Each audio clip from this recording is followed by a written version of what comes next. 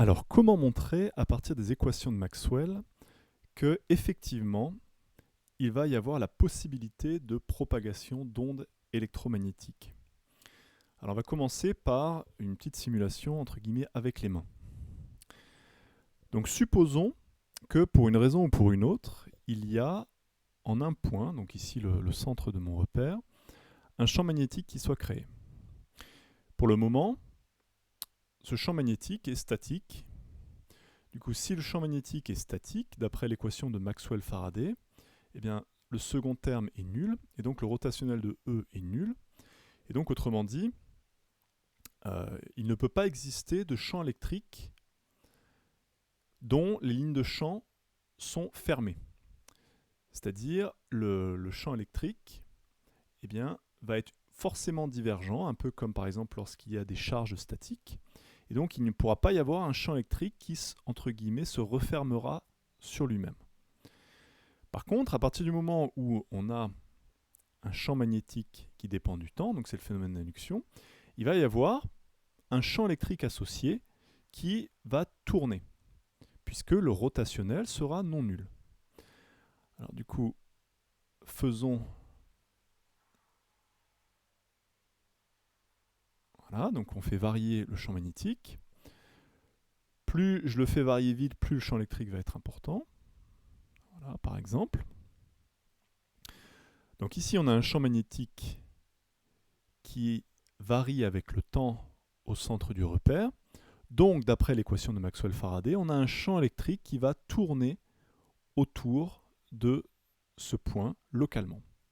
Donc ici, il faut imaginer que c'est une toute petite zone. Alors, juste pour vérifier, ici, le rotationnel est lié à la dérivée temporelle de B.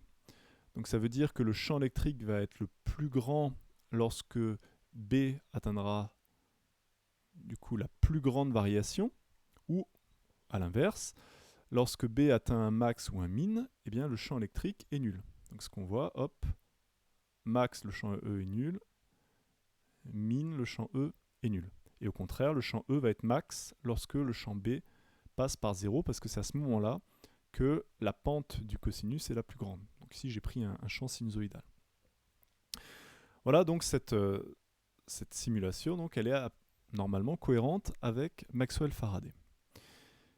Alors du coup, ça c'est uniquement le phénomène d'induction. Mais allons plus loin. Maintenant, donc, je vais oublier le champ magnétique initial qui crée le champ électrique tournant. Je laisse le champ électrique tournant. Et maintenant, je vais m'intéresser à ce qui se passe en ce point-là. Donc finalement, en ce point-là, on a un champ électrique variable. Or, d'après Maxwell-Ampère, si on a un champ électrique variable à un endroit, eh bien, on doit avoir autour de ce point eh bien, un champ magnétique tournant. Voilà ce qu'on obtient. Donc on a le champ électrique qui est variable ici dans le plan horizontal, donc selon par exemple Y ou X, je ne sais plus. Et du coup, on a un champ magnétique qui va tourner autour de ce point, de telle sorte que le rotationnel, donc on a vu dans les cours précédents, le rotationnel, il est perpendiculaire au plan de rotation. Donc ici, on va bien avoir le rotationnel de B qui va être dans la direction de E et de sa variation. Donc finalement, si je regarde point par point, eh bien on avait un champ magnétique B en haut qui crée un champ électrique partout autour de lui. Ce champ électrique est variable, donc, d'après Maxwell-Ampère, eh bien ce champ électrique variable crée lui aussi autour de lui un champ magnétique tournant autour de lui et toujours variable. Et donc, si on continue, ce champ magnétique ici va à nouveau créer un champ électrique tournant autour de lui, etc., etc. Vous avez comme ça une espèce d'effet domino qui fait que, eh bien, finalement, le champ magnétique de départ va se propager de proche en proche en passant, entre guillemets, par un champ électrique intermédiaire. Donc vous allez avoir B, E, B, E, B, E, B, E, etc. Donc voilà fondamentalement pourquoi on peut avoir la propagation du champ électromagnétique. C'est grâce au couplage entre E et B dans les équations de Maxwell-Faraday et Maxwell-Ampère. Bon, maintenant que normalement on a à peu près compris, on va essayer de mettre ça en équation.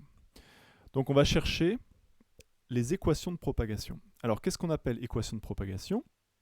Eh bien, ça va être les équations qui vont nous permettre de trouver la variation spatio-temporelle des champs électromagnétiques.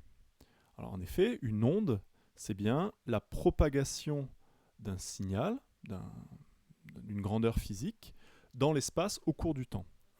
Donc pour avoir l'équation de propagation, eh bien, on va avoir besoin d'une équation mêlant le temps à l'espace. Alors on va commencer par l'équation de propagation sur le champ électrique. Alors, il se trouve que c'est la plus importante, on verra dans le dernier chapitre pourquoi. Donc on va commencer par réécrire les 4 équations de Maxwell. Alors, donc, divergence de E est égale à ρ sur epsilon 0. Donc on va avoir des lignes qui sont assez grosses, donc pour économiser un petit peu de place, je ne précise pas à chaque fois que les champs et les grandeurs sont en un point et à l'instant considéré. Mais ici, on est en local, donc à chaque fois, c'est au même point M à l'instant T. Donc ensuite, divergence de B est égale à 0. Rotationnelle de E est l'opposé de la variation temporelle du champ magnétique. Et rotationnelle de B, c'est la plus grosse, c'est μ0 fois la densité de courant plus μ0 epsilon 0 fois la variation temporelle du champ électrique. Voilà pour ces 4 équations de Maxwell. Donc on l'a vu dans la simulation, Maxwell-Faraday permet de comprendre comment un champ magnétique variable crée un champ électrique tournant, et Maxwell-Ampère permet de comprendre comment le champ électrique tournant variable crée lui aussi un champ magnétique autour de lui. Donc forcément, pour déterminer l'équation de propagation, il va falloir travailler sur les 2 équations, Maxwell-Faraday et Maxwell-Ampère. Alors, pour comprendre ce qu'on va faire, il faut comprendre que pour l'instant, on a là les 2 dernières équations qui sont couplées. C'est-à-dire on a une équation sur E et sur B et une deuxième équation sur E et sur B. Si on veut l'équation de propagation sur le champ électrique, il nous faut une équation spatio-temporelle que sur le champ électrique. Donc il va falloir trouver un moyen pour, entre guillemets, éliminer le champ magnétique des équations. Alors d'habitude, quand on a un système de 2 équations à 2 inconnues, comme au collège, eh bien on peut faire soit de la substitution, soit de la combinaison. Donc ici, c'est ce qu'on va faire. On va faire de la combinaison, mais c'est un petit peu plus compliqué évidemment, parce que en fait, nos grandeurs intéressantes E et B sont entre guillemets enfermées dans des opérateurs. Donc on ne peut pas simplement multiplier par quelque chose, faire la soustraction, etc. Parce que là, E, il n'est pas libre, il est dans le rotationnel entre guillemets. Alors comment on va faire? Eh bien, il suffit de bien regarder les équations. On a rotationnel de E qui est égal à moins dB sur dt. Donc j'aimerais remplacer ce B avec un E. Mais avec l'équation d'à côté, ce n'est pas B qu'on a en fonction de E, c'est rotationnel de B qu'on a en fonction de E. Donc si je veux remplacer B, en fait, je n'ai pas le choix. J'ai besoin d'avoir rotationnel de B. Bon, bah si je veux rotationnel de B, eh bien ce que je vais faire, c'est que je vais prendre le rotationnel de l'équation de Maxwell-Faraday. Donc je l'applique à gauche et à droite. Ça fait rotationnel de E est égal à rotationnel de moins dB sur dt. À droite, comme d'habitude, comme on l'a vu dans la vidéo précédente, on va pouvoir intervertir les opérations sur l'espace, sur le temps. Et rotationnel de rotationnel, bien c'est un résultat connu que vous avez dans l'annexe. C'est, que je ne dise pas de bêtises, gradient de divergence de E moins Laplacien de E. Ensuite, rotationnel de B, on va donc pouvoir utiliser Maxwell-Ampère. Donc c'est μ0j plus μ0 epsilon 0 dE sur dt. Et à gauche, on a divergence de E, là, qui est dans le gradient. Eh bien, je vais pouvoir utiliser Maxwell-Gauss, par exemple. Donc ça fait gradient de ρ sur epsilon 0 moins Laplacien de E est égal à moins la dérivée temporelle de la parenthèse. Ensuite, ce que je vais faire, c'est que je vais mettre ensemble, donc je vais déjà distribuer ma dérivée temporelle ici aux deux termes, et puis ensuite je vais mettre ensemble les termes avec eux. Ce qui fait gradient de ρ sur epsilon 0 plus mu0 fois la dérivée temporelle de la densité de courant plus mu0 epsilon 0 fois la dérivée temporelle seconde du champ électrique moins Laplacien de E est égal à 0. Voilà, donc on a l'équation de propagation du champ électrique. Alors on a juste un problème très important, c'est que ici on a ρ et J qui sont a priori inconnus. Eh bien, ces deux grandeurs physiques, elles vont dépendre du problème considéré. On va voir à la fin de la vidéo un exemple, mais de manière générale, dans un milieu, eh bien, ρ et J vont notamment dépendre du champ électrique. Donc ça, on le verra dans le dernier chapitre. Donc en fait, on sera capable, dans certains milieux, d'exprimer ρ et J en fonction de E. Et donc, finalement, les deux premiers termes, on va pouvoir les exprimer en fonction de E. Et donc, on aura simplement une équation vectorielle dont la seule inconnue sera le champ électrique. Alors pour le champ magnétique, eh bien, c'est la même technique. Alors je ne vais pas réécrire les équations de Maxwell. On va cette fois-ci partir de Maxwell ampère. Je veux B, mais pour l'instant j'ai E. Or, avec Maxwell Faraday, j'ai rotationnel de E.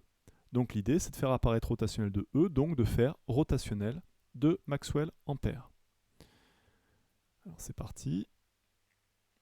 Un rotationnel de Maxwell ampère.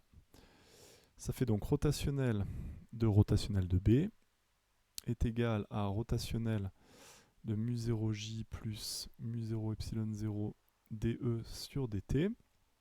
À nouveau rotationnel, c'est gradient de la divergence du champ vectoriel moins le Laplacien du champ vectoriel. Ensuite, je distribue le rotationnel, ça fait mu0 fois rotationnel de j plus mu0 epsilon 0, j'intervertis les opérations, fois la dérivée temporelle de rotationnel de E. Or, rotationnel de E, d'après Maxwell-Faraday, c'est moins dB sur dt. Ensuite, d'après Maxwell-Flux, la divergence de B est toujours nulle. Donc finalement, on arrive à, alors, moins Laplacien de B. Ici, on aura mu0 epsilon 0 fois moins la dérivée seconde de B, temporelle. Donc si je le fais passer à gauche, ça devient un plus.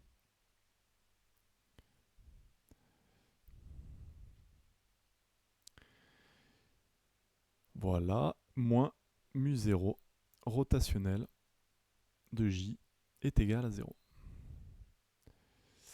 Donc voilà l'équation de propagation sur le champ magnétique général. Et donc le seul problème qu'on a, c'est à nouveau, on n'a pas J dans le milieu, la densité de courant. Et donc le problème qu'on aura souvent, c'est que, comme on l'a dit juste avant, au premier ordre, souvent J sera une fonction de E, au premier ordre. Du coup, eh bien, on aura une équation avec donc, la propagation de B, puisqu'on a bien la variation spatiale ici et temporelle ici, mais on aura le champ électrique. Donc c'est pour ça que dans les milieux, on verra dans le dernier chapitre qu'on va plutôt commencer par déterminer le champ électrique parce qu'on aura une équation uniquement sur le champ électrique. Et ensuite, on utilisera les équations de Maxwell pour en déduire le champ magnétique, plutôt que de résoudre l'équation de propagation sur le champ magnétique. Enfin, pour finir, on peut également trouver les équations de propagation sur les potentiels. Alors pour comprendre, donc revenons aux équations de Maxwell. On rappelle que, du coup, pour l'instant, on a utilisé, pour définir les potentiels, on a utilisé Maxwell-Flux et on a utilisé Maxwell-Faraday. Donc ça veut dire que lorsque je m'intéresse au potentiel, ces deux équations, on les a déjà, entre guillemets, siphonnées. C'est pour ça que les deux équations qui vont nous servir pour trouver les équations de propagation sur les potentiels, eh bien, ce sont Maxwell-Gauss et Maxwell-Ampère. Et du coup, c'est assez simple, il suffit de remplacer E et B par leur définition en fonction des potentiels. Alors c'est parti. Je vais écrire donc le couple Maxwell-Gauss et Maxwell-Ampère.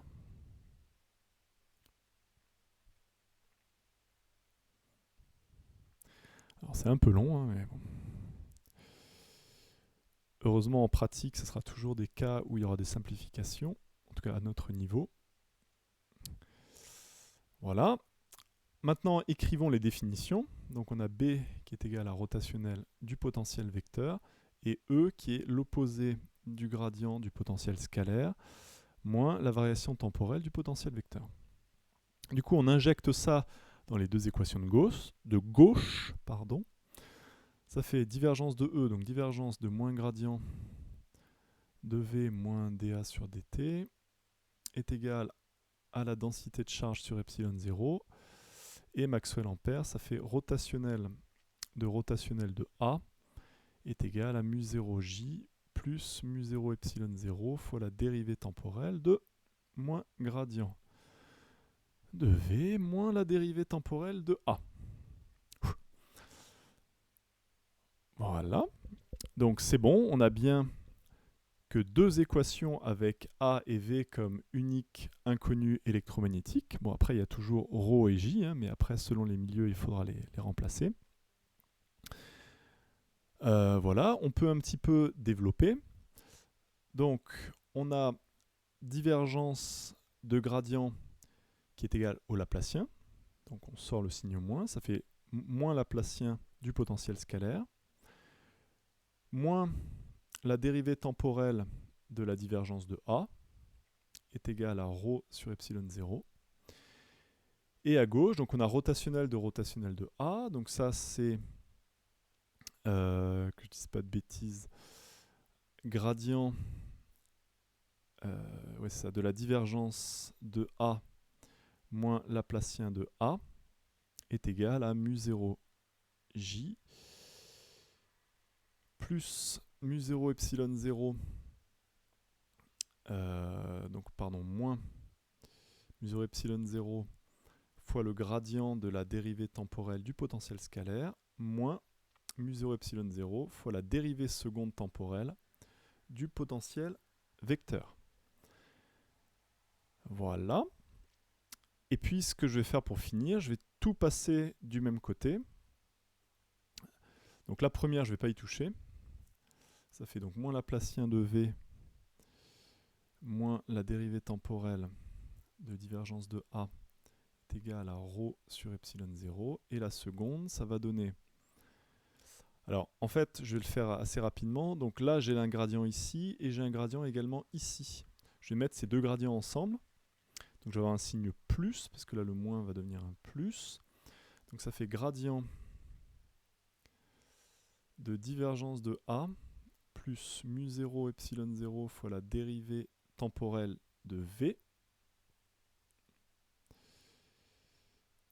Voilà, normalement je ne me suis pas trompé. Plus mu0 epsilon 0 fois la dérivée seconde temporelle de A moins Laplacien de A est égal à mu0j. Alors pourquoi je les ai écrites de la sorte? Eh bien en fait c'est pour deviner deux jauges qu'on peut utiliser. En fait, pourquoi la jauge qu'on a présentée dans la précédente vidéo s'appelle la jauge de Coulomb, c'est-à-dire divergence de A est égale à 0. Donc ça c'est la jauge de Coulomb. Eh bien c'est parce qu'on retrouve à ce moment-là moins Laplacien de V qui est égal à la densité de charge sur epsilon 0. Mais à la différence du cas statique, c'est que ici les grandeurs dépendent du temps. Donc on a la même équation grâce au choix fait sur les possibilités du potentiel vecteur. Donc c'est le choix de jauge. Donc ça c'est la première jauge. La deuxième jauge qu'on pourrait utiliser, et qu'on va utiliser dans le prochain chapitre, on voit qu'il y a le gradient de tout ça. Eh bien on peut avoir envie d'écrire que la divergence de A plus mu 0 epsilon 0 fois la fois la dérivée temporelle de V est égale à 0. Alors pourquoi? Parce que déjà, ça nous permet d'avoir un gros terme qui s'en va, mais en plus, ça va nous permettre de découpler les deux équations. C'est-à-dire que pour l'instant, on a un système de deux équations avec V et A comme inconnus, et avec donc les deux inconnus qui sont dans les deux équations. Donc on a un système couplé. Mais regardez, si on utilise ça comme jauge, donc qui est la jauge de Lorentz, alors j'ai un doute si c'est avec le T ou sans le T, bon c'est pas grave. Mais regardez, divergence de A, du coup c'est moins mu 0 epsilon 0 dV sur dt. Et du coup, avec cette jauge de Lorentz, eh bien ça fait moins Laplacien de V, moins mu 0 epsilon 0 fois la dérivée seconde temporelle du potentiel scalaire égale à ρ sur epsilon 0. Donc une équation uniquement sur V. Et la deuxième, eh bien là aussi, ce n'est qu'une équation sur A, puisqu'on a éliminé le terme avec V. Ce qui donne... Alors pardon, là c'est un... Qu'est-ce que j'ai fait comme bêtise? Là il y avait un moins, donc à cause du moins là, c'est un plus. Et du coup, la seconde équation, ça va être moins Laplacien de A plus mu 0 epsilon 0 d de A sur dt2 est égal à mu 0j. Alors j'ai comme l'impression d'avoir fait une erreur de signe quelque part. Bon, c'est pas grave. Si j'ai fait une erreur, vous l'aurez noté. En tout cas, l'idée principale ici, c'est que grâce à la jauge de Lorentz, on a réussi à découpler le système et en plus, on a deux équations qui ont exactement la même forme. Donc ça veut dire que si on trouve la solution mathématique pour une équation, on l'a aussi pour l'autre. Donc ça, c'est très fertile dans certains problèmes, et notamment dans les problèmes de propagation. Alors pour finir, on va regarder quand même un cas qui est très particulier, mais ultra important, parce que l'univers est quand même principalement constitué de vide. Donc on va regarder les équations de propagation dans le vide. Dans le vide, ça veut dire qu'il n'y a pas de particules réelles. Alors pourquoi réelles? C'est parce que dans le vide quantique, il peut y avoir des particules virtuelles. Bon, on ne va pas partir là-dedans. Donc s'il n'y a pas de particules réelles, eh bien, il n'y a pas de densité de charge et il n'y a pas de courant. Donc ρ et j sont partout et tout le temps égaux à 0. Du coup, dans toutes les équations de propagation qu'on a écrites, eh bien, on va pouvoir faire ρ et j égale à 0. Ce qui va donner, donc ici, ce terme-là va être égal à 0. Ce terme-là va être égal à 0, ce terme-là va être égal à 0. Du coup, ces termes-là et ce terme-là va être égal à 0. Et du coup, vous allez vérifier que, en fait, on va pouvoir écrire pour les quatre grandeurs, les deux champs électriques et magnétiques et les deux potentiels, eh bien, on va pouvoir écrire l'équation de propagation sous cette forme. Je vais l'écrire comme ça, avec un F.